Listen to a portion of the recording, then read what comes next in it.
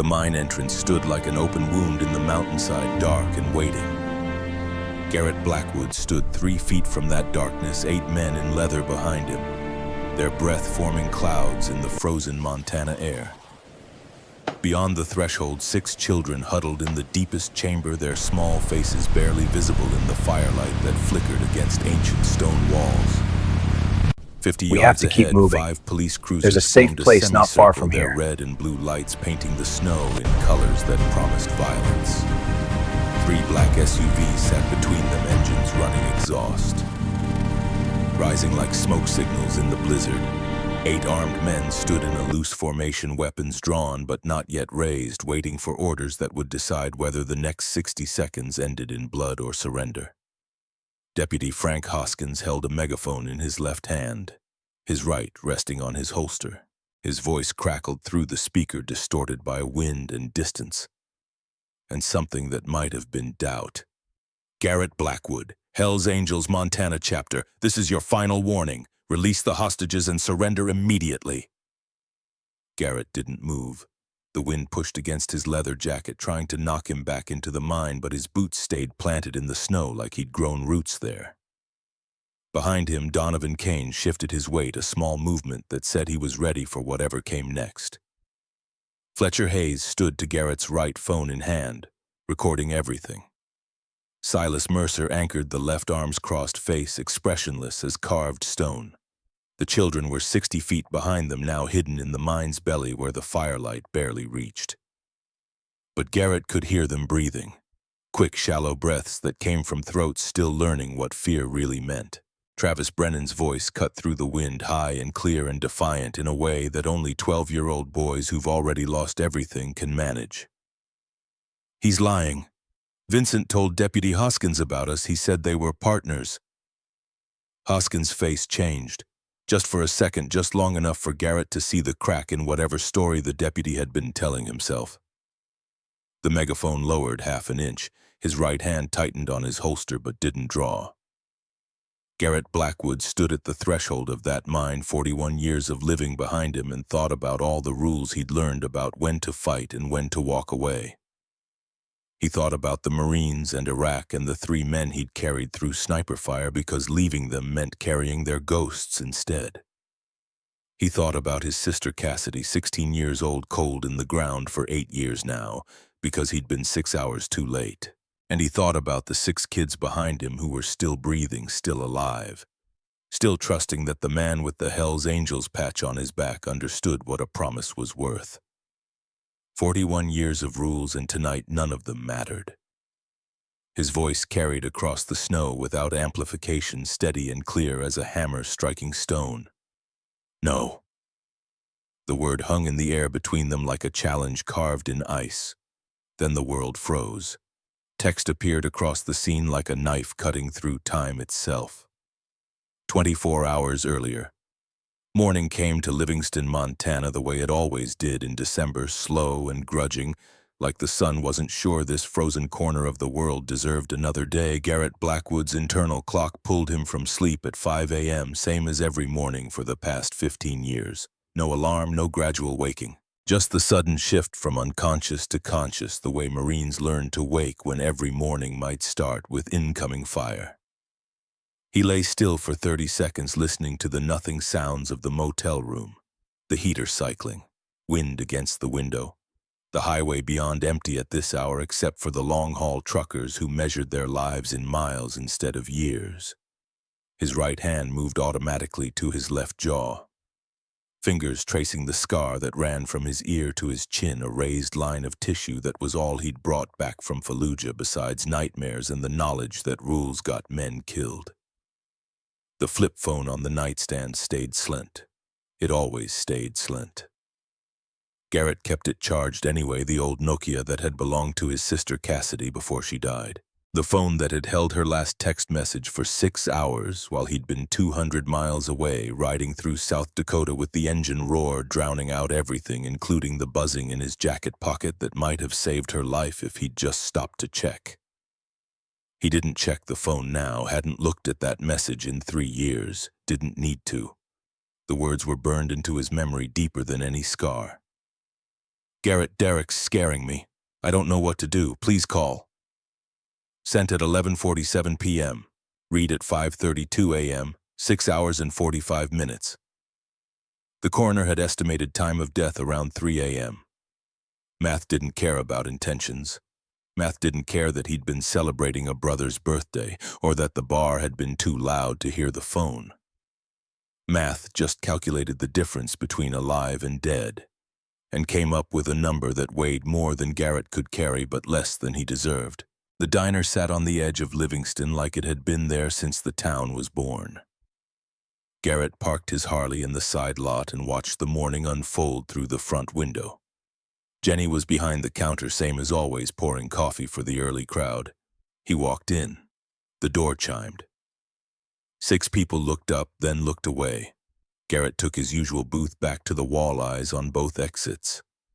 Old habits from Fallujah that never died. Jenny appeared with coffee black, no sugar. Usual Reaper? Yeah. She studied him with eyes that had seen too much to be fooled. That chair by the window's been wobbly for a week. You got the hands to fix it? Garrett looked at his scarred hands. His father had been a carpenter before the cancer, had taught him how to measure, twice cut, once fix things that could be fixed. I'll look at it. You know what I think. Jenny sat down without invitation. I think you can fix anything but yourself. Chairs, doors, railings. But whatever's broken inside you, you just carry it around like it's supposed to be there. Some things aren't meant to be fixed, just maintained. That's the saddest thing I've heard all week. She stood, walked away. Garrett ate without tasting. A man at the counter knocked over his stool. The crash cut through the breakfast noise like a gunshot.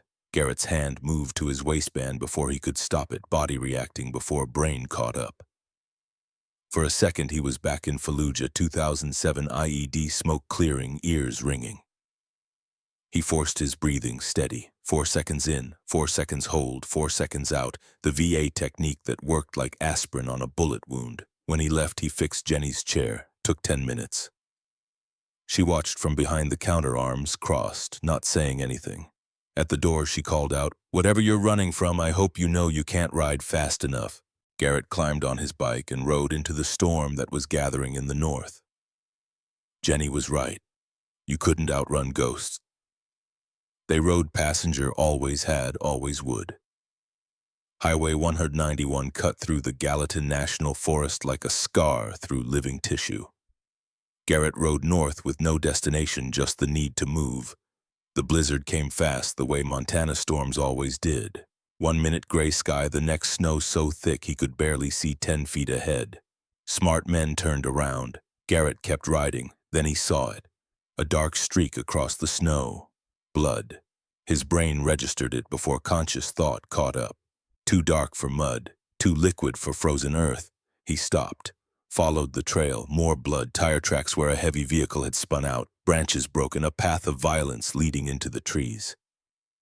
Garrett drew his Sig Sauer, checked the chamber, and moved into the forest the way he'd cleared buildings in Fallujah, slow, cautious, ready. 50 yards in, he found the hunting shed. Old rotting door hanging open. He approached from the side, weapon up. Checked windows, empty frames, checked corners. No movement. He pivoted into the doorway. The shed's interior was darker than the storm. His flashlight beam swept across dirt floor, old shelves, then stopped at the ceiling. 3 women hung from a wooden beam suspended by ropes under their armpits, hands zip-tied behind their backs. Snow had blown through broken windows, settling on their hair like frost. They looked like sculptures of suffering. Garrett's hand didn't shake. His mind shifted into the cold mode that had kept him alive in Iraq. He holstered his weapon, pulled his knife, moved to the first woman. She was breathing. Shallow, but breathing. He cut the rope, caught her as she fell. Her eyes opened, saw his face, saw the Hell's Angels patch. Fear replaced confusion. He stepped back immediately. Hands visible. Distance maintained. "It's okay. You're okay." He cut down the second woman. Younger auburn hair, trembling hard. She made a sound like a dying animal. The third was worst. Barely conscious, ice cold, breathing so shallow he had to check her pulse. 60 beats per minute. Weak. Hypothermia stage 2, maybe 3. He wrapped them in his leather jacket, his flannel. The cold hit his bare arms like knives, but cold was just another thing to endure. His phone had no signal. Too dense, too remote. He could ride back for help, but the third woman would be dead before he returned. Decision formed without thought, the only option that let him sleep at night. "Who are you?" The oldest woman's voice cracked. "Garrett Blackwood. Why are you helping us?" He looked at her, this woman who'd been hung to die and was still asking questions. "Because you're still alive, and I'm here. That's all the reason there is." She studied his face. "We need to leave. There's a garage about 2 miles north." "We can't," she said. "There are children, 6 children. If we're here, they'll go after them next." Garrett's hand stopped. "What children?" The story came out in broken pieces. 3 women who worked child protection in Bozeman, a trafficking network they'd been investigating. 6 kids moved to a safe house before the women were taken, hung up to die in a shed while the blizzard erased evidence. Vivian Hartley, 42, director of the center. Paige Sullivan, 33, social worker whose cousin's daughter, Rosie, was one of the 6. Sophie Grant, 28, newest to the work, weakest from the cold. 6 kids, Travis Brennan, 12, Hannah Mitchell, 11, Dylan Matthews, 10, Rosie Sullivan, 9, Noah Jackson, 9, Molly Brennan, 8. Hidden in a cabin in Bridger Canyon, 40 miles away, and the traffickers knew or would know soon. "One of the men who took us," Vivian said. "Vincent Kroger, former detective fired for corruption. If we call local law, it goes through his people." Garrett knew Kroger. 10 years ago, Kroger had arrested him for a bar fight, had looked at him in the holding cell and said, "You'll die in a cell or on the road, biker trash." "We can't trust local law," Garrett said. "So I make a different call." He pulled out his phone. 1 bar, weak signal. He dialed Donovan. "This better be good, Reaper. It's barely dawn. Need the brothers, Livingston, bring warmth and wheels." "How bad?" 3 women traffickers, former cop involved, 6 kids probably being hunted." Pause. "This puts the club at risk." "I know." "You sure?" Garrett looked at the women, thought about Cassidy's text, 6 hours too late. "I'm sure. We're coming. 1 hour. Garrett found an old sled, made a bed of tarps, loaded the unconscious Sophie. The 2 others walked stumbling through snow. The journey to the garage took 15 minutes that felt like hours. Inside the abandoned garage, Garrett built a fire in a metal drum, wrapped the women in every scrap of fabric he could find. Sophie's breathing strengthened slightly. Maybe, or maybe wishful thinking. Vivian told him everything. 3 months of documenting patterns, 6 weeks of tracing vehicles. 2 weeks ago, the decision to hide 6 at-risk kids. 3 days ago, the phone call, "You've been busy. That stops tonight." Professional abduction. Clean. Meant to look like they'd gotten lost in the storm. Except Garrett had found them. "Where exactly is the cabin?" he asked. "Bridger Canyon. Blue door. Small off-grid, belonged to my uncle." When she finished, Garrett sat against the cold cinder block, processing intel the way he'd learned in Iraq. Strip emotion. Focus on facts.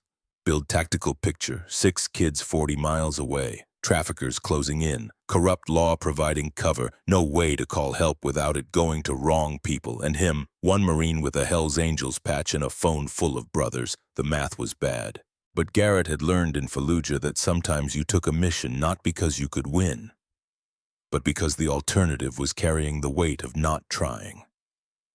Through the garage door crack, he saw shapes in the distance. Headlights cutting through snow, the low rumble of engines that sounded like thunder. He stepped outside, the cold hit like a physical blow. He counted lights. 2, 4, 6, 8, 10, 12. 12 Harley Davidsons emerged from the blizzard like cavalry. They stopped in a semicircle, engines idling. Men climbed off, leather-clad, moving with casual confidence of people who'd survived worse. Donovan Kane came first, 6'2", 200 pounds, 45 years old, VP of the chapter. He looked at Garrett standing shirtless in the snow and didn't ask stupid questions. "How bad, brother, and bad enough you came?" Donovan pulled a leather jacket from his saddlebag, tossed it. Can't have our Reaper freezing before the fun starts. Fletcher Hayes approached next. 38 called Wrench could fix anything with an engine. Carried a laptop bag. Silas Mercer last. 50 eldest called Bishop because he thought 3 moves ahead. You called us for a reason, Silas said. Let's hear it. Garrett told them, brief, factual. 3 women hung to die. 6 kids in danger, traffickers with law enforcement connections. When he finished silence, wind howled, snow fell. Donovan spoke. This puts the patch at risk. I know. We could call the feds. Call goes through local dispatch. Kroger's got people there. Time real help shows up, kids are gone. Fletcher tapped his laptop. I can route around dispatch straight to Helena FBI. And while they mobilize and verify and follow procedure, Garrett said, what happens to those kids? No one answered. Silas stepped forward. You asking us to ride, brother? I'm asking. Silas turned to the others. Show of hands. Who rides? Every hand went up. Immediate. Unanimous. Because that's what the patch meant. Donovan pulled a Hell's Angels challenge coin from his pocket, placed it in Garrett's palm. Bring them home, Reaper. Garrett went back inside. Vivian looked up. They're coming. They're here. All of them. Something broke in her expression. Tears came. Paige grabbed her hand. Sophie managed a weak smile. Don't thank us, Garrett said. We're doing this because those kids are breathing and we're here, that's all. You 3 stay with Bishop and 2 others. Rest of us get those kids. How long? Paige asked, voice shaking. Garrett thought about promises and what they cost, about Cassidy's text, about 6 hours too late. Those kids are seeing tomorrow morning, whatever it takes. Outside, the brothers waited. Garrett climbed on his Harley, fired the engine. Donovan pulled alongside. Where to? Bridger Canyon, 40 miles northeast, Blue Door. We'll know it when we see it. And when we get there, we get those kids out. Quiet if we can, loud if we can't. And if Kroger's people are there. Garrett looked at him. Snow falling, engines rumbling, 12 men ready for whatever came next. Then we remind them why people cross the street when they see us coming. Donovan grinned. Not a nice grin. Now you're talking. Garrett raised his hand. 12 engines revved in response, thunder cutting through the storm. He dropped his hand. The convoy rolled out into the blizzard. The road to Bridger Canyon was 40 miles of ice and darkness. Garrett rode point, reading the road through experience and instinct. Behind him, 11 men in formation. No radio, just hand signals when visibility allowed. His mind was quiet. No fear, no doubt.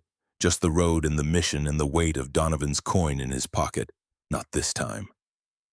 The words became a rhythm matching the engine. Not this time. Not 6 hours too late. 10 miles out, Fletcher's text came through. Traffic cams show 2 SUVs, same route. 20 minutes ahead. Garrett twisted the throttle. The convoy surged forward, racing against time and men with a head start. 5 miles, 3, 1. Bridger Canyon Road appeared a narrow track winding into mountains. Fresh tire tracks, 2 sets, heading up. The convoy stopped. Donovan pulled alongside. Garrett pointed at tracks. Donovan nodded, understanding without words. They continued slower now, using the storm for cover. The cabin appeared half a mile up. Small, single-story, blue door, smoke from chimney, someone alive inside. But 2 trucks parked. A man outside with shotgun talking on phone. The convoy stopped a quarter mile out. Men dismounted, moved into trees on foot. Garrett led them forward using skills from Iraq. Stay low, move slow, use cover, close enough now to see through windows. 6 children huddled in living room. 1 guard with shotgun, another voice from back room. Garrett signaled. Fletcher disappeared toward back. Donovan and 2 others positioned at front. Rest form perimeter. Garrett moved to window nearest the children. Made eye contact with the oldest, Travis, 12, scared but brave. The boy's eyes widened. Garrett finger to lips, held up 5 fingers. 4, 3, 2, 1. Fletcher cut power. Cabin went dark. Guard swore, moved to window. Donovan kicked front door. Garrett smashed through window rolled, came up with weapon drawn. 6 terrified children. 1 surprised man starting to raise shotgun. "Don't," Garrett said, voice dead calm. The man froze. Donovan and others poured through front door. Fletcher called from back, "Clear." Garrett kept weapon on the guard. "Put it down. Slow." The man's eyes flicked to kids to Hell's Angels patches everywhere back to Garrett. He put the shotgun down. "Smart." Garrett moved to children, weapon pointed away, knelt to their level. "Hey, I'm Garrett. Vivian sent me. You're safe." Travis looked at him with eyes that had learned not to trust. "How do we know?" "She wears a silver locket. Inside photo of her daughter at 6. She keeps it close to her heart, including you." The boy's face crumpled. "Okay, we believe you. Can you all walk?" 5 heads nodded. Molly 8 looked too scared to respond. Garrett reached out slowly. "It's okay. We're leaving, all of you, together." She grabbed his hand like it was the only solid thing in the world. They moved fast. Brothers wrapped kids in jackets, blankets, loaded them on bikes, 2 per machine. The guards left zip-tied phones, smashed truck batteries, disconnected. Garrett rode with Rosie in front of him, small hands gripping handlebars. He could feel her breathing. Fast and panicked at first, then slowing as she realized he wouldn't let her fall. "You doing okay?" She nodded. Didn't speak. He didn't push. They rode through Storm 12 motorcycles carrying 6 children toward safety. Garrett's phone buzzed repeatedly. He ignored it. Later. Right now, only one thing mattered, keeping these kids breathing. The old copper mine appeared from the storm, abandoned for decades but dry and protected. Far enough off map that finding it would take time Kroger's people didn't have. Inside, brothers started fire, pulled out supplies, food, water, first aid. Kids huddled together slowly, warming slowly, believing they might be safe.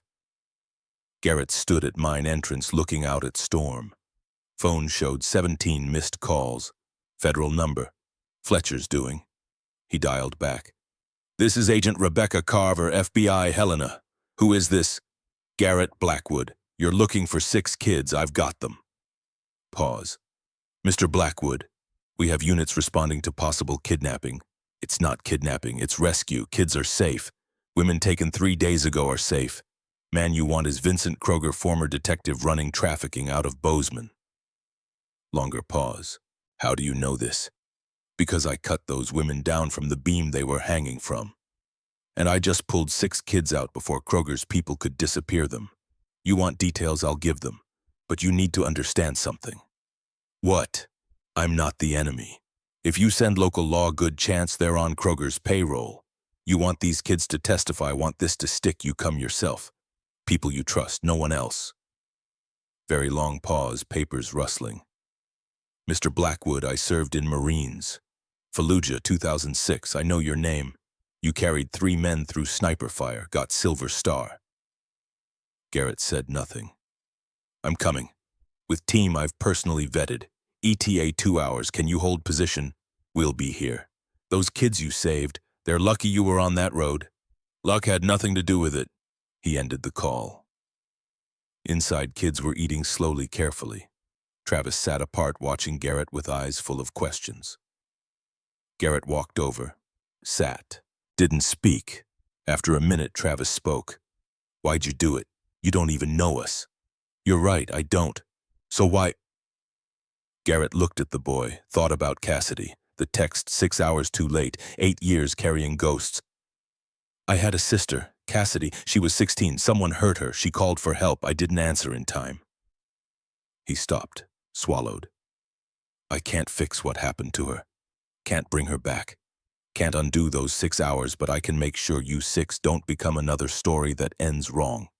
That's why." Travis was quiet. "Then I'm sorry about your sister."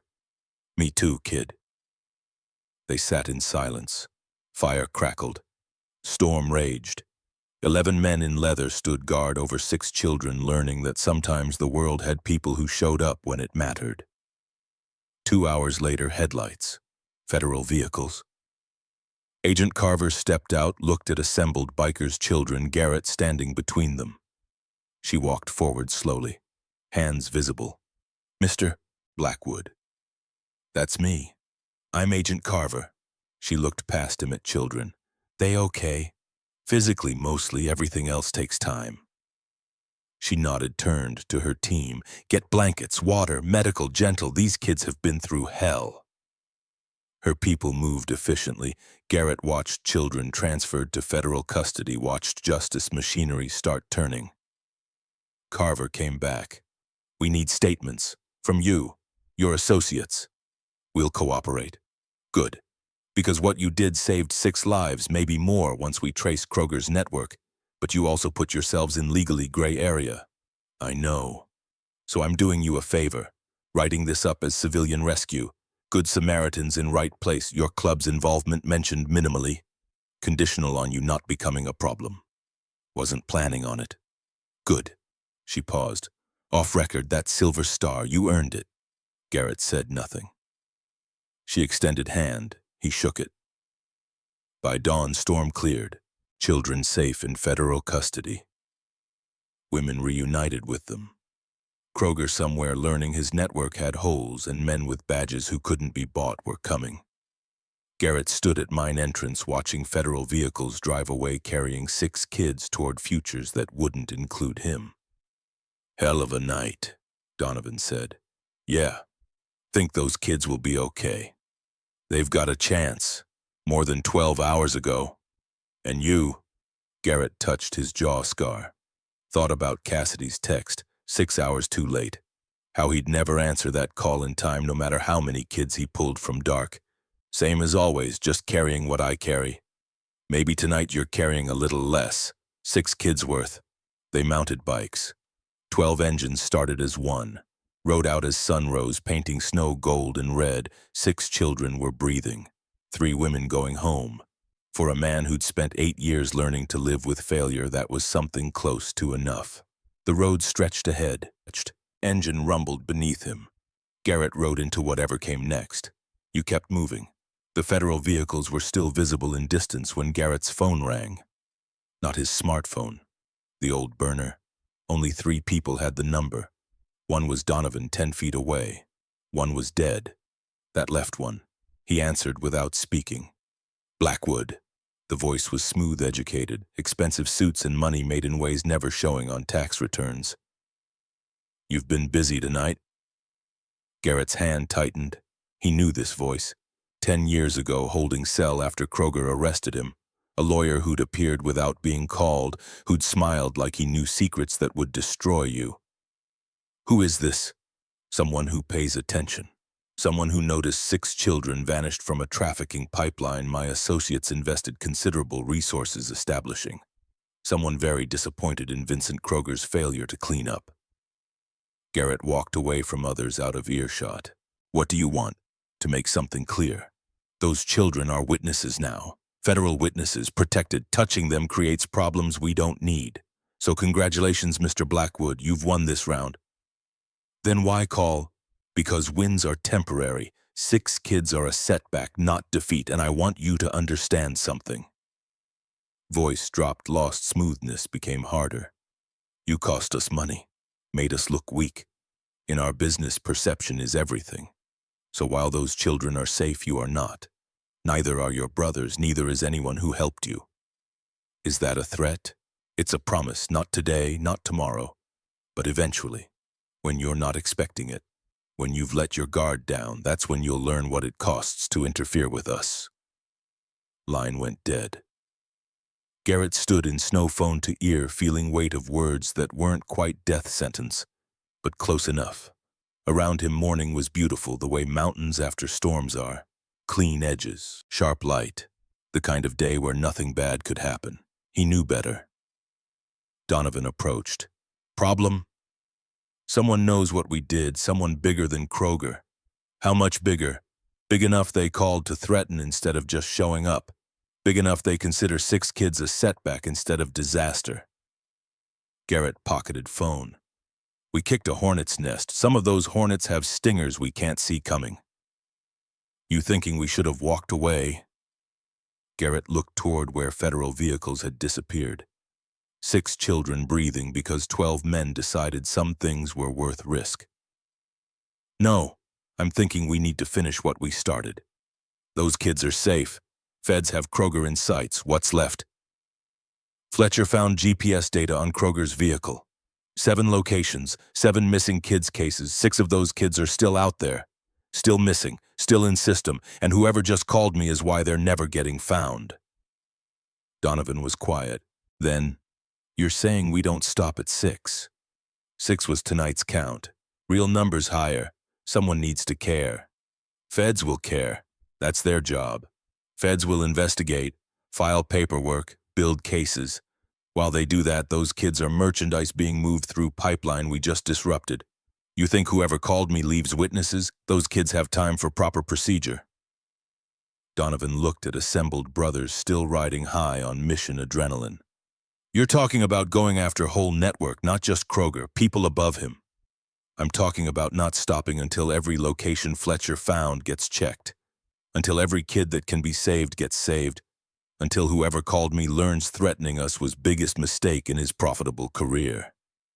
That's not rescue anymore, Reaper. That's war. I know. Garrett met his eyes. I know I'm asking too much. You all rode out for one night, one mission, so I'm not asking you to come. I'm just saying I'm not done. Donovan shook his head, something like smile touching scarred face. Brother, you're worst liar I've met. You think we rode 40 miles in blizzard to turn around when it gets complicated? You think that patch means we show up for easy fights? This isn't your fight. It wasn't yours either until you decided it was. That's how this works. One of us steps up, we all step up. He raised voice. Brothers, council, now! 11 men gathered breath steaming in cold air. Donovan laid it out. 6 kids saved. 7 locations with possibly more victims. Network bigger than Kroger with reach extending into law enforcement and beyond. 1 Reaper unwilling to call it done. Show of hands, Donovan said. Who rides? Garrett started to object. Silas cut him off. Don't insult us pretending this is optional. You found those women, made the call. We answered. Now you're saying more kids out there, more women, maybe more people getting ground up by a machine that thinks money matters more than lives. You think we're gonna shrug and go home? Every hand went up. Fletcher opened laptop despite cold. Boss, I've been running deeper analysis on Kroger's GPS, cross-referencing with missing persons social services databases. And I've got probable locations for 3 more safe houses. 1 Billings, 1 Missoula, 1 near Wyoming border. All match profile remote shell company owned, purchased last 6 months. If I'm right, these are waypoints. Hold kids before moving to final buyers. You're guessing. Extrapolating from data, same thing. If you're wrong, we break into empty houses, feel stupid for a day. If I'm right, we pull more kids from hell before gates close. Garrett looked at screen. 3 red dots on Montana map. Billings 120 miles southeast, Missoula 190 northwest, Wyoming even farther. 3 locations meant splitting up, dividing strength, increasing risk something would go wrong. Also meant 3 times as many kids might go home. We split 3 teams, Garrett said. 4 men each. Hit all 3 simultaneously. If one team gets burned, others already moving before anyone responds. In and out, fast and quiet. If there are kids, extract. If there are guards, ghost them. No heroics, no unnecessary risks. Not trying to fight whole network, just pull out anyone needing pulling. What about Kroger? Silas asked. Feds have him yet. Garrett checked phone. Message from Carver 20 minutes old. Kroger's in wind, house empty, vehicle abandoned, issued bolo, consider armed and dangerous. He showed screen. Kroger knows what's coming, he's running. Might head to one of these to clean up evidence before feds get warrants. So we might run into him. Might. Fletcher closed laptop. If we're doing this move now, Kroger's had 30-minute head start. If he's going to ground at one of these, he's halfway there. Garrett looked at brothers, tired men on bikes that already rode through one storm. Men with families, jobs, lives not including throwing themselves back into danger for strangers. Men nodding anyway. Billings team, Garrett said. Ironside wrench axle hammer. Your tech and muscle. If serious resistance, you've got numbers. Donovan nodded. 3 others moved to bikes. Missoula team. Bishop Chains Smoke Crow. Longest ride, most remote. You're ghosts. Get in out, nobody knows you were there. Silas acknowledged. 3 others peeled off. Wyoming team. Me Diesel St. Nash. Closest to border. Highest risk of runners. We stop anyone trying to cross state lines with cargo belonging in school, not chains. Last 3 moved to Garrett's side. Diesel 6'4", 300 pounds, former bouncer. St. 32 youngest could talk down violence or end it. Nash 40X Army Ranger, quiet as death. Comms protocol, Garrett continued. Burner phones only. No names, no locations over air. Find kids, extract to secondary positions, wait for all clear. Find guards secure, but don't engage unless necessary. Find Kroger. He paused. Remember, he's wanted by feds. They get him, they get network. We don't need to be heroes, just don't let him disappear. And if he doesn't come quiet, Diesel's voice like rocks grinding, then we make sure he understands options are limited. Teams mounted. 12 bikes, 3 groups, 3 directions toward 3 locations that might contain children or empty rooms and wasted time. But Garrett learned in Fallujah you didn't get certainty before action. You acted discovered afterward if you'd been right. His team rolled south toward Wyoming border and ranch house. Fletcher's data suggested had been purchased by shell companies 6 months ago. No visible occupants since. Perfect place to store things you didn't want found. Ride took 90 minutes. Morning turned afternoon. Storm's aftermath left roads slick with ice, wanting to throw them into ditches. Garrett's mind was quiet, focused on road and mission and weight of decisions, meaning other lives hung on whether he'd calculated right. Phone buzzed. Fletcher, Billings location active. Visual on 2 vehicles, movement inside, going in. Another buzz. Silas, Missoula empty. Looks recently abandoned. Searching for evidence. That left Wyoming. Garrett's location. Still 30 miles from reaching. 20 miles, 15, 10. Another text, Donovan. 3 kids in Billings. Secured. 2 guards down, cops en route. We're ghosts. 3 more. That made 9 total. 9 kids going home instead of disappearing into nightmare. Math adding up better than Garrett dared hope. 5 miles out, Garrett signaled team to slow. Pulled off main road onto dirt track winding through scrub pine and brown prairie grass. Ranch house appeared ahead, set back from road. 2-story peeling paint sagging porch. 2 vehicles in driveway, lights on despite afternoon sun. And standing on porch smoking cigarette watching road with casual alertness was Vincent Kroger. Garrett's hand went up. Bike stopped far enough engine noise wouldn't carry. 4 men dismounted, moved into trees. Nash touched Garrett's shoulder, pointed. 2 more men visible through windows, both armed, both positioned like expecting company. It's a trap, Diesel whispered. Waiting for us. Maybe. Or Kroger's making stand because running's getting harder. Garrett studied house, counting exits, windows angles. Fletcher said 3 locations, we hit 2. Kroger knows we're coming here next. Call it off, let feds handle. And if there are kids inside... Diesel didn't answer. They all knew. If kids inside and they walked away and those kids got moved before feds arrived with warrants and procedures, tonight would be remembered not for 9 saved but unknown number lost. Saint spoke, voice barely audible. Back door, kitchen entrance, window above's open. I can get in, scout interior, report back before we commit. Too risky. They're watching, they'll see you. Then cellar. Old ranch like this always has cellar. I'll find it, get inside, see what we're dealing. Garrett wanted to say no. Call this off, bring in feds, do it by book. But book was written by people never watching child die because procedure took too long. He'd learned that in Iraq. Relearned with Cassidy. Wasn't learning it again tonight. Go! 5 minutes. If you're not back, we're coming loud. Saint nodded, disappeared into brush like smoke.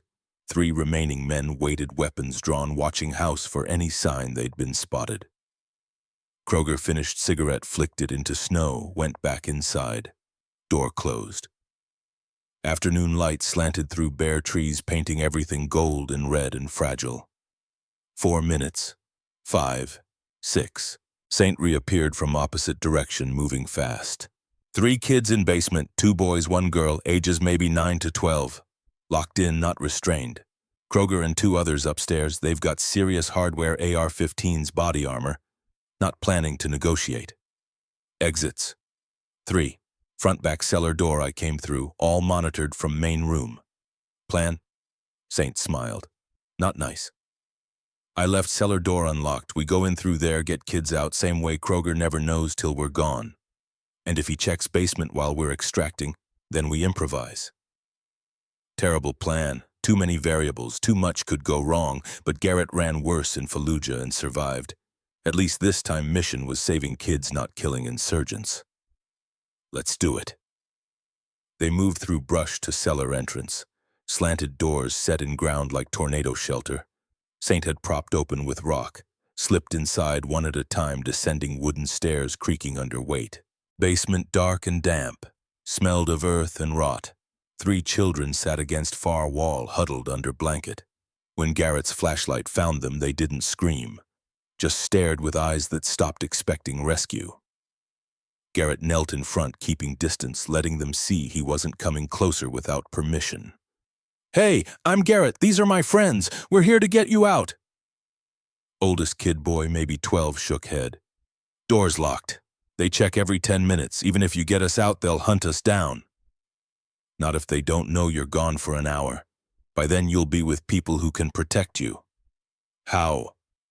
Garrett pulled out phone, showed Agent Carver's contact. "Federal agents. Real ones. Not locals, might be on payroll. You'll be safe, I promise." Boy studied him, looked at Hell's Angels patch on Garrett's jacket. "You're bikers." "Yeah. People say bikers are dangerous. Some are, some aren't. Tonight we're kind who get kids home. That work for you?" Boy looked at 2 younger children, back to Garrett. Made decision. "Okay." They moved quickly. Saint led them up cellar stairs while Garrett and others formed protective barrier between kids and any threat from above. Cellar doors opened onto afternoon sun, bright as heaven after basement dark. Moved through scrub brush toward where Nash stayed with bikes, keeping low quiet. 50 yards from house when voice called out behind. "Blackwood." Garrett turned. Kroger stood on back porch, AR-15 in hand, but not raised. Not yet. "That's far enough."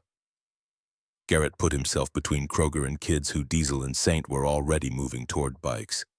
"Let them go, Kroger. This doesn't have to get messy." "Already messy. You made it messy sticking your nose in business that wasn't yours." Kroger's face haggard, man who'd seen world collapse in single night. "Those kids are inventory, paid for. Promised to buyers who don't take disappointment well. Then those buyers gonna be disappointed. You know what happens now, network comes down on all of us. You, me, everyone involved. They'll make examples, public ones. That's on you, Blackwood." "No," Garrett said. "That's on you. You built this, took kids, turned them into merchandise, hung 3 women to die in shed. What happens next is exactly what you earned." Kroger's rifle started to come up. Garrett's hand moved to pistol. Time slowed, eternal second before violence, where everything could still go either way, where one man's choice determined whether people died or walked away. Then Nash's voice cut through moment calm as snow falling. "I've got 308 on you, friend. Scope puts your left eye in my crosshairs from 200 yards. You raise that rifle another inch, I put round through your brain before you can blink." Kroger froze.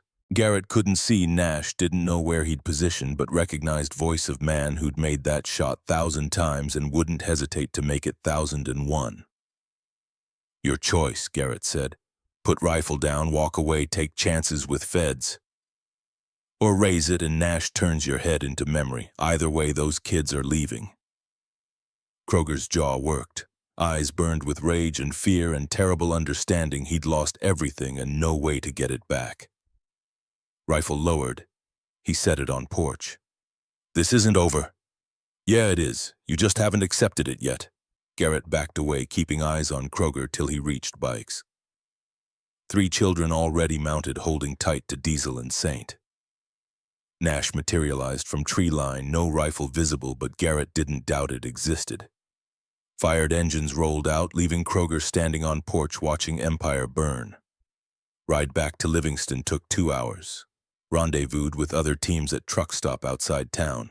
Donovan's team had 3 kids. Silas found evidence at Missoula location documents, hard drives enough to trace network's full scope. Garrett's team brought 3 more. Total 15 children. Merchandise 12 hours ago. Witnesses now. Agent Carver arrived with convoy of federal vehicles. She looked at assembled bikers at 15 children, cleaned up and fed, but still wearing haunted eyes, expression unreadable. "Mr. Blackwood, we need to talk." They walked away out of earshot. Carver lit cigarette, offered one. Garrett shook head. Hadn't smoked in 10 years, wasn't starting tonight. "You've had busy day," she said. "We got lucky." "Lucky, right." She blew smoke into cold air. "Let me tell you how this looks from my perspective. 15 kids extracted from 3 locations we didn't have on radar. Evidence taking down networks stretching across 4 states. Vincent Kroger in custody as of 30 minutes ago. His own men gave him up for deals. And 12 bikers who, according to official records, were never anywhere near any of this. That a problem? Should be. Chain of evidence questionable. Defense attorney's gonna scream illegal search. I've got no good explanation how these kids were found except series of anonymous tips straining credibility." She looked at him. "But you know what, I don't care. Because those 15 kids are alive, and alternative was they'd be sold to highest bidder and never seen again. So officially this was good police work and lucky breaks. Unofficially, if you ever need anything, you call me. Because what you did today saved more lives than most cops manage in career. And I don't forget debts." She walked back to her people. Garrett stayed watching controlled chaos of federal agents processing 15 children, taking statements, making calls, transforming tonight into paperwork that would eventually become justice. Brothers were packing ready to ride. Donovan approached exhaustion written in every line. "We done Reaper." Garrett thought about phone call that morning. Voice promising retaliation. Network Kroger was part of but not leading. They'd cut deep tonight, but deep wasn't same as all the way through. For now, that's not an answer. Only one I've got. He looked at his brother. "We saved 15 kids tonight, made world little less awful for few hours, but that voice on phone person running network above Kroger, they're still out there, and they know our names now. So we watch our backs. We watch our backs, watch each other's, and if they come for us, we make them wish they hadn't." Donovan nodded. Gripped Garrett's shoulder. "Good ride, brother. Best one yet." 12 bikes rolled out of parking lot as sun set, splitting at highway, each man heading to whatever home or life or ghost they carried. Garrett rode alone. Road stretched ahead, empty and cold and endless. Phone buzzed. Unknown number. "You've made an enemy, Blackwood. We'll be seeing you." He deleted it without responding. Let them come. He'd be ready. If he wasn't well, he'd been living on borrowed time since Fallujah anyway. Every day since that IED was gift he hadn't earned. If it ended because he'd chosen to save 15 kids, seemed fair trade. Miles fell away. Garrett rode into darkness, past place where Cassidy died, past shed, where he'd found 3 women hanging, past all moments where he could have turned away and didn't. Ghosts rode with him, same as always. But tonight they were quieter. Like maybe just for few hours they'd decided to give him peace. It wouldn't last. Peace never did. But Garrett learned to take what he could get when he could get it, not ask for more than Road was willing to give. 15 kids were safe tonight. That was enough. It had to be. The call came at 3 a.m. 2 weeks after night they'd pulled 15 children from Kroger's network. Garrett was awake when phone rang because he was always awake at 3 a.m. hour when ghosts walked loudest and sleep felt like surrender. Agent Carver's voice was tight, professional, but underneath ran current of something Garrett recognized from Fallujah. Sound of someone delivering news that changed everything. "Blackwood, We've got problem. Garrett sat up, bare feet on cold floorboards. Talk to me. Vincent Kroger's dead. Suicide in his cell, allegedly. Bedsheet noose. Happened 4 hours ago. I just got call. You don't sound like you believe it was suicide. I don't. Kroger was cooperating, giving us names, dates, locations, looking at 20 years with possibility of parole if he kept talking. Men like that don't hang themselves, they deal. So someone got to him. Someone with access to federal lockup, which narrows list considerably, and someone who wanted to make sure he didn't talk anymore. Pause. That's not worst part. Garrett waited. 6 hours before he died, Kroger gave us name. Person running network above him. District Attorney Marcus Holloway. 48 years old, 2 terms in office, spotless record, considered frontrunner for State Attorney General next election. Turns out he's been using position to provide legal cover for trafficking operations spanning 6 states. You're sure? Kroger gave us evidence. Bank records, recordings, emails. Enough to arrest Holloway 6 times over. We were supposed to bring him in this morning. Another pause. He's gone. House empty, family claims haven't seen him in 2 days, vehicles abandoned at airport. He knew we were coming. Someone tipped him off. Someone in my office or someone in Kroger's cell. Either way, we've got leaked dead witness and DA in wind who knows every legal trick in book and has resources we can only guess at. Carver's voice dropped. And Blackwood, before Kroger died, he passed message to his lawyer. 3 words, tell the Reaper. What's the message? They're coming back. Garrett stood, walked to window. Outside, Livingston slept under streetlights turning snow orange. Peaceful, quiet, kind of night where you could almost forget monsters existed. They're coming back for the kids, he said. That's our assessment. 15 witnesses who can testify about network's operations. Holloway can't let them live, not if he wants to disappear cleanly. He'll tie up loose ends, then vanish into whatever hole he's prepared. We've got kids in protective custody spread across 3 locations, federal marshals on each. But Holloway knows system, knows how we protect witnesses, and he's got 2 weeks to study their locations, routines, vulnerabilities. So you're calling to warn me? Calling to ask for help? Officially, I can't. Officially, you're civilians with no role in ongoing federal investigation. But unofficially, voice hardened. Unofficially, those kids trust you, ask about you. And if Holloway comes for them, I want every advantage we can get, including 12 men on motorcycles who've already proven they'll ride into hell for people they don't even know. Garrett looked at reflection in window glass. 41 years old, scar on jaw, eyes that seen too much and never found way to unsee. Behind him in dark room, Cassidy's flip phone sat on nightstand, silent as gravestone. Where are the kids? Can't tell you that. Federal witness protection protocols. Then I can't help you. But I can tell you where they're not. Not at Helena Safe House because we closed that facility last year. Not at Billings location compromised 6 months ago. And definitely not at old mining facility near Butte, decommissioned and shouldn't appear on any current database. Garrett smiled despite himself. You're terrible liar, Agent Carver. I'm federal agent doing my job. What you do with publicly available information about closed facilities is your business. But if you happen to be in Butte area next 48 hours, and if you happen to see anything suspicious, I'd appreciate call. Understood. One more thing. Holloway's not coming alone.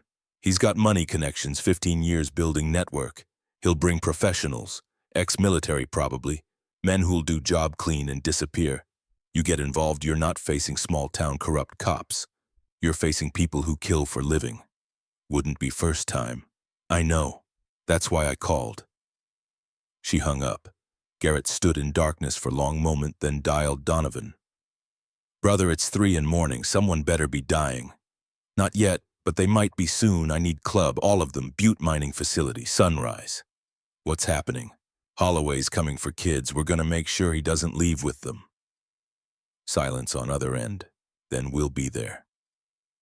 Old mining facility sat in hills outside Butte, like wound in earth that never healed. Abandoned 40 years consisted of main building that once was admin offices, 3 dormitory structures where miners slept, and mine entrance itself, black mouth in mountainside, sealed with rusted iron bars and warning signs. Nobody read. Garrett arrived at dawn, Harley's engine echoing off stone walls. Facility more isolated than expected, accessible only by single dirt road winding through scrub pine and rock outcroppings. Good defensively, terrible for escape routes. If pinned here, nowhere to run. Donovan pulled up 5 minutes later, followed by rest of brothers in staggered intervals. 12 men total, same as before, but this time brought more than themselves. Fletcher had full surveillance kit. Diesel carried enough firepower to hold off small army. Silas had something wrapped in canvas that looked suspiciously like military-grade hardware nobody's supposed to own. They gathered in main building, which still had most of roof and walls thick enough to stop small arms fire. Federal marshals positioned throughout facility. Garrett counted 8, all looking competent and alert.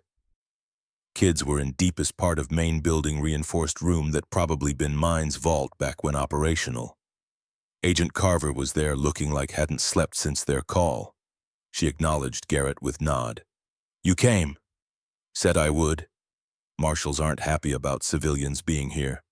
Marshals can file complaint later. Right now you need bodies between those kids and anyone trying to reach them. "We're bodies." She didn't argue. "Holloway's been tracked to Missoula as of 8 hours ago. That's 90 miles north. If he's coming, he'll be here by afternoon. If he's smart, he'll come at night. Harder to see, easier to disappear." "Agreed, which gives us," she checked watch, "approximately 12 hours to prepare." They spent those hours turning facility into fortress. Fletcher wired access road with motion sensors and cameras, creating surveillance net, showing anyone approaching. Brothers positioned strategically throughout buildings, creating overlapping fields of fire without leaving gaps. Diesel and 2 others reinforced vault room's door, adding steel plates and barricade, taking sustained fire to breach. Garrett walked perimeter, studying sightlines and angles, thinking like enemy. If he were Holloway, how would he approach? Not main road, too obvious, too exposed. Through hills, probably using terrain for cover, hitting at dusk when light played tricks and shadows became threats. Fast insertion, overwhelming force, extract targets before anyone could mount organized defense. That's what Garrett would do. Probably what Holloway would do too. By noon, ready as could be. Kids secured, marshals positioned, brothers had assigned sectors. Now came hardest part, waiting. Garrett spent it with kids. 15 pulled from the network were together in vault room, playing cards, trying to pretend this was normal. Travis Brennan recognized him immediately. "You came back." "Said I would." "People say lots of things they don't mean." "I know. I'm not one of them." Garrett sat on floor, back against wall. "How you holding up?" Travis shrugged. 12, trying to be brave. "They said we're safe here. Said bad people can't find us. You believe them?" "I don't know what to believe anymore." Voice cracked. "Is it true? Is someone coming for us?" Garrett could have lied. Said everything fine, nothing to worry, adults had it handled. But Travis deserved better than comfortable lies. "Yeah, someone's probably coming, but here's what you need to understand. There's 8 federal marshals here. Professionals who do this for living. There's 12 of us. We've been in worse spots. And every single person in this building has decided keeping you safe matters more than keeping themselves safe. You understand what I'm saying? You're saying you'll fight for us. Saying we'll do whatever it takes. And I need you to trust that. Can you do that?" Travis looked at him for a long time, then nodded. "Yeah, I can do that." Rosie Sullivan appeared at Garrett's elbow. 9-year-old Paige had fought so hard to protect. She didn't say anything, just leaned against him, small and warm and trusting in a way that made Garrett's chest tight. "You scared?" he asked. She nodded. "Me too." She looked up with eyes too old for her face. "But you're still here?" "Yeah, I'm still here." "Why?" Same question Travis asked 2 weeks ago, and Garrett's answer hadn't changed. "Because someone needs to be. And tonight that someone is us." They came at 7 p.m. just as sun dropped behind western hills and shadows turned facility into maze of dark and darker. Fletcher's sensors picked them up mile out, 8 vehicles moving slow lights off using terrain for concealment. "We've got company," Fletcher announced through radio. "Multiple vehicles, tactical approach. They're not trying to hide anymore. They know where we are." Garrett moved to position at main building's entrance weapon, ready, heart rate steady. This was familiar territory, not Fallujah, but close enough. Moment before contact when everything could still go either way, when mission lived or died based on decisions made in next 60 seconds. Vehicles stopped half-mile out just beyond effective rifle range. Doors opened. Men emerged, dark shapes against darker landscape. Garrett counted through binoculars. 20, maybe 25, all moving with coordination of professionals who'd done this before. "We're outnumbered 2-1, Donovan said quietly beside him. "I noticed. You got plan. Same plan as always. They want kids, they come through us. They come through us, they learn why that's mistake. Not much of plan, brother. Best I've got." Attackers split into 3 groups, one moving toward main building from south, one circling east toward dormitories, one heading west trying to flank and cut off any escape route. Professional tactics, textbook encirclement. Garrett keyed radio. "All positions hold fire till they commit. Let them get close enough to invest, then make them pay for every foot." Waiting was worse than action. Watching dark shapes move through darker terrain, knowing each step brought them closer, knowing in few minutes night would erupt into violence and chaos and someone would die and no way to know who till over. South Group reached main building first. 10 men, body armor, assault rifles, night vision goggles, moved up front steps in tight formation, stacking on door, preparing to breach. Garrett let them reach door, let their point man touch handle, let them think they'd made it this far unopposed. Then Fletcher triggered claymores. Explosion lit up night, turned shadows to stark relief, caught assault team in open with nowhere to hide. 4 went down immediately. Rest scattered, diving for cover, returning fire blind into darkness where brothers waited. This was it, the moment. Garrett stepped into doorway, weapon up, and started making decisions about who lived and who didn't. Fight lasted 17 minutes. That's how long it took for 25 professionals to realize they were fighting 12 bikers and 8 federal marshals who'd had all day to prepare and weren't interested in losing. That's how long for them to understand money they'd been paid wasn't worth dying in forgotten mining facility over kids they'd never met. They broke. Not all at once, but in ones and twos, men deciding surviving mattered more than completing mission. Fell back to vehicles, loaded wounded, disappeared into night same way they'd come. Garrett lowered weapon, ears rang from gunfire, hands shook from adrenaline. Around him, brothers were checking each other, counting wounds, making sure everyone's still breathing. "Casualties," he called. "Saint took one in shoulder," Donovan reported. "Diesel's got shrapnel, nothing fatal. Marshals report 2 wounded, none critical. The kids, vault held. They're scared but alive." Garrett moved through smoke and chaos to vault room. Door scarred with bullet impacts but intact. He knocked. "It's Garrett. It's over. You're safe." Door opened. Travis looked out, pale but steady. Behind him, 14 other faces watched with careful hope of people who'd learned not to trust good news. "They're gone. They're gone. Are they coming back? I don't know, but if they do, we'll be here." Rosie pushed past Travis, wrapped arms around Garrett's waist, holding tight. He didn't know what to do with that, didn't have experience with kids seeking comfort, so he just stood there and let her hold on till she was ready to let go. Agent Carver appeared, phone to ear, coordinating with her people. When she saw Garrett, she nodded once. Acknowledgement, respect, recognition that didn't need words. But night wasn't over. At 8 p.m., single vehicle appeared on access road. No tactical approach, no attempt at stealth, just headlights cutting through dark announcing presence. Stopped 50 yards from main building. Driver's door opened. District Attorney Marcus Holloway stepped out. Hands raised, showing he was unarmed. "I want to talk," voice carried across distance. "No weapons, no tricks, just talk, 5 minutes." Carver was on radio immediately ordering snipers to acquire target marshals to establish perimeter, but Garrett was already walking forward alone, weapon holstered but ready. "Stay back," Carver hissed. "He's not worth risk. If he wanted to shoot me, he wouldn't have announced himself." He met Holloway in space between buildings and vehicle, two men standing in no man's land under sky full of stars that didn't care about their problems.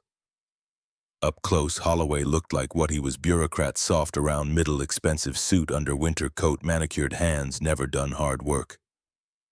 But eyes were sharp, calculating eyes of man who'd spent 15 years lying to everyone and getting away with it. "You must be famous Reaper. Vincent told me about you." "Vincent's dead." "I know. Unfortunate. He was useful." Holloway's tone suggested Kroger's death mattered about as much as losing Penn. "But here we are. You've got 15 kids who can destroy me. I've got resources to make them disappear. Seems like we're at impasse. Seems like you're surrounded by federal agents and don't have move left. Don't I?" Holloway smiled. "Those 15 kids have families, Blackwood.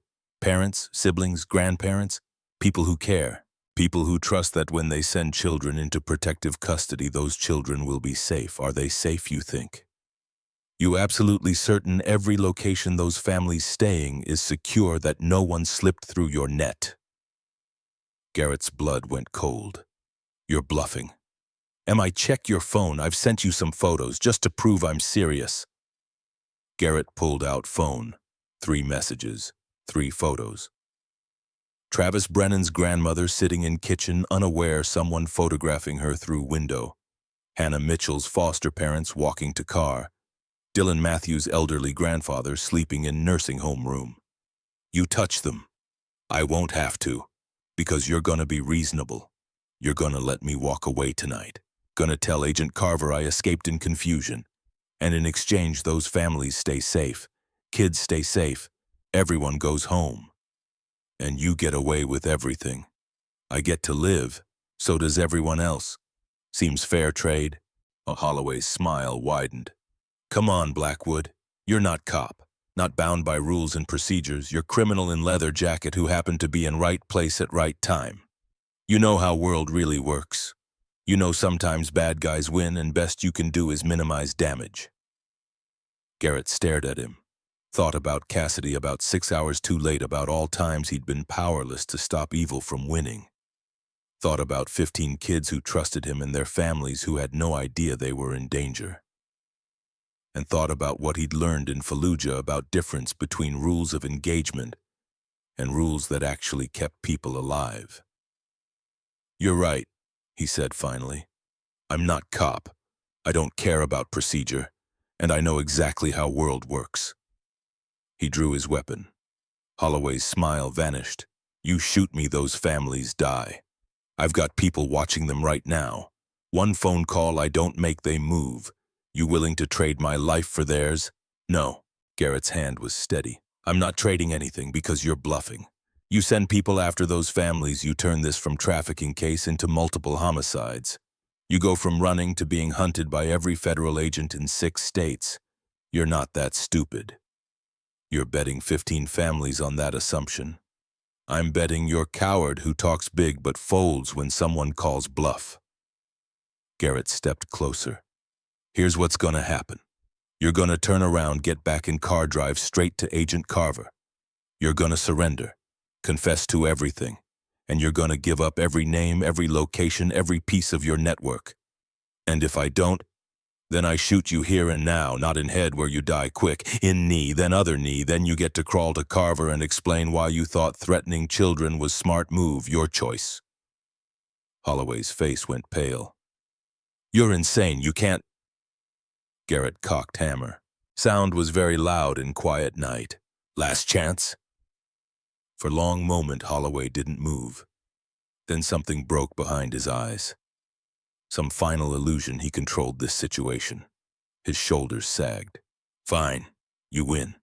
"I know." Garrett holstered weapon, grabbed Holloway by arm, marched him toward where Carver waited. She took one look at DA's face and smiled. "Mr. Holloway, we've been looking for you. I want to make deal." We'll discuss that at field office after you're in handcuffs. She nodded to two marshals who moved in with restraints. Holloway didn't resist. All fight had gone out of him. Carver looked at Garrett. What did you say to him? Just reminded him of his options. I don't suppose you want to elaborate. Not particularly. Fair enough. She watched Holloway being loaded into federal vehicle. This is it, you know. End of network. Between what we got from Kroger and what Holloway's about to give us, we'll roll up operations in 6 states. Probably save 100 kids over next year. Maybe more. Good. It's more than good, Blackwood. It's victory. You should feel proud. Garrett looked toward Vault Room where 15 children were slowly emerging into night that was finally genuinely safe. I'll feel proud when they get to go home and forget this ever happened. Some things don't get forgotten. They get lived with. Yeah. He touched scar on jaw. I know. Ceremony happened week later in conference room at FBI field office in Helena. Formal, official, kind of event where people wore suits and read speeches off prepared cards. Agent Carver presented civilian commendations to Hell's Angels MC Montana chapter for role in dismantling trafficking network. Brothers showed up in clean leather patches visible, refusing to apologize for what they were. Garrett accepted plaque on behalf of club, said 3 sentences about how they'd just done what needed doing, tried not to look at cameras. But real moment came after when official business ended and kids were brought in. 15 children given clean clothes and therapy and promised they'd never have to be afraid again. They'd wanted to thank men who'd saved them. Travis approached Garrett first carrying something folded in hands. I made you something. It was drawing, crude, done with markers but clear enough. Garrett standing in front of mine, entrance arms spread wide, 12 other figures behind him. Between Garrett and viewer, 15 smaller figures protected. It's you, Travis said. Standing guard, that's what you did, right? Stood guard so we didn't have to be scared. Garrett's throat was tight. He took drawing carefully like it might break. Yeah, kid, that's what we did. Can I ask you something? Sure. Your sister, the one who called and you didn't answer. Do you think she'd be proud of you now? Question hit harder than any punch Garrett taken in Fallujah. He looked at Travis, this 12-year-old who'd somehow figured out exactly what weight Garrett carried. I don't know, he said honestly, but I hope so. I think she would be. I think she'd say you kept your promise. I never made her promise. Yeah, you did. You just made it too late, but you kept it for us instead. Travis hugged him quickly, fiercely, then stepped back before Garrett could respond. Rosie came next, not saying anything, just taking his hand and holding it for a minute. Hannah gave him bracelet made of colored thread. Dylan saluted him, serious as soldier. Each of 15 kids found way to say goodbye, to acknowledge what happened, to mark moment when their lives changed. When they were gone, escorted back to families by federal agents who promised to keep them safe. Garrett stood in empty conference room holding drawing bracelet and weight that felt slightly lighter than it had 2 weeks ago. Donovan found him there. You good brother, ho, getting there. We did something right. You know that, right? We saved lives, made difference. I know, but it's not enough. It's never enough. Garrett folded drawing carefully tucked into jacket. Cassidy's still dead. Those 6 hours are still gone. I still didn't answer phone. Saving 15 kids doesn't change that. No, but it means 15 kids get future she didn't. That count for something. Garrett thought about it. About Travis asking if Cassidy would be proud. About Rosie's small hand in his. About fight that cost nothing except time and fear and willingness to stand in doorway when everyone else walked away. Yeah, he said finally. It counts for something. They walked out together, club reforming around them, 12 men who'd ridden into hell because one of their own asked. Outside bikes waited, chrome and leather and promise of open road. Where to now? Silas asked. Garrett looked at highway stretching west toward all places he hadn't been yet. All roads he hadn't ridden. Somewhere out there, other people were in trouble. Other kids needed help. Other nights would come when choice was between walking away and standing firm. "Where we always go," he said. "Wherever road takes us." They mounted up. 12 engines started as one thunder that announced they were leaving but didn't promise they wouldn't be back. Because that's what Patch meant. That's what Brotherhood meant. You showed up when needed, did what needed doing, and moved on without waiting for applause. Garrett led them out of Helena onto I-90 west into afternoon sun that painted mountains gold. Behind them, 15 children were going home. In front of them, road continued forever, full of possibility and danger and moments where one man's choice would determine whether someone lived or died. Travis Brennan stood at podium in high school auditorium, 17 years old now, wearing cap and gown, valedictorian. The speech he'd written was about courage, about standing up when standing costs everything. His eyes scanned audience as he spoke. Found familiar faces, Elena Hartley, Paige Sullivan, Sophie Grant sitting together crying. Found his grandmother proud and beaming. Found Hannah, Dylan, Rosie, Noah, Molly, all of them here to see him graduate. And in back corner, an empty seat with leather jacket draped over it. Hell's Angels patch visible to everyone who cared to look. Travis's voice didn't waver. 5 years ago, I learned that courage doesn't always look like we expect. Sometimes it looks like men on motorcycles riding through a blizzard. Sometimes it looks like standing in doorway when you could walk away. Sometimes it looks like keeping promise to someone who'll never know you kept it. After ceremony, Travis walked to empty seat, picked up jacket, held it for a moment, then folded it carefully. Rosie appeared at his elbow, 14 now. "You think he's watching?" "I know he is." "Do you think we'll see him again?" Travis looked out window at parking lot. For a second he thought he saw Harley parked in distance. But when he blinked, it was gone. Maybe never there. Maybe just wishful thinking. Maybe not.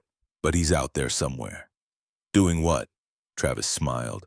"Same thing he did for us, standing in doorways, making sure kids like we were get tomorrows." Highway I-90 somewhere in Montana. Garrett Blackwood rode west, sun setting behind mountains, painting sky red and gold and purple, colors of endings and beginnings all mixed together. Drawing Travis had given him was folded in jacket pocket, pressed against heart. Cassidy's flip phone in saddlebag, silent as always, carrying message he'd never answered in time. Some ghosts rode with you forever.